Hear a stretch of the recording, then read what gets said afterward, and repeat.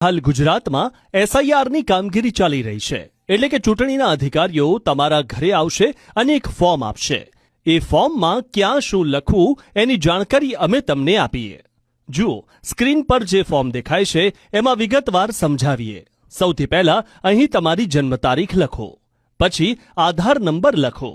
એના પછીના ખાનામાં મોબાઈલ નંબર ફરજિયાત લખવો. અહીં પિતા કે વાલીનું નામ લખો. ત્યારબાદ અહીં ચૂંટણી કાર્ડ નંબર લખો. અહીં માતાનું નામ ફરજિયાત લખવું. એ ઉપરાંત માતાના ચૂંટણી કાર્ડનો નંબર પણ લખો. પછી વિવાહિત હોવ તો પતિ કે પત્નીનું નામ લખો. ત્યાર પછી પતિ કે પત્નીનો ચૂંટણી કાર્ડ નંબર લખો. હવે ડાબી બાજુ જુઓ, એમાં મહત્વની વિગતો ભરવાની રહેશે. જો વર્ષ 2002ની મતદાર યાદી મુજબ નામ હોય તો તે તમામ વિગતો 2002ની મતદાર યાદી મુજબ જ લખવી. હવે જમણી બાજુ આવી જાઓ.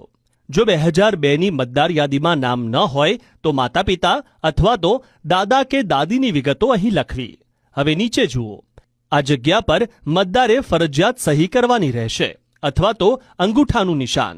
ફોર્મ પર એક QR કોડ આપેલો છે, એમાં તમે જોઈ શકશો કે વર્ષ 2002ની મતદાર યાદીમાં તમારું નામ છે કે નહીં. હવે ઘણા લોકોના મનમાં પ્રશ્ન થતો હશે કે આ બધું શું કામ શરૂ થયું? તો ટૂંકમાં જણાવી દઈએ કે 1 જાન્યુઆરી 2002ના રોજ તૈયાર કરવામાં આવેલી મતદાર યાદીને કટ ઓફ માનીને આ વિશેષ મતદાર યાદી સુધારણાની કામગીરી શરૂ કરવામાં આવી છે. એટલે તમારા ઘરે જો ચૂંટણી અધિકારી આવે તો તેની ખરાઈ કરીને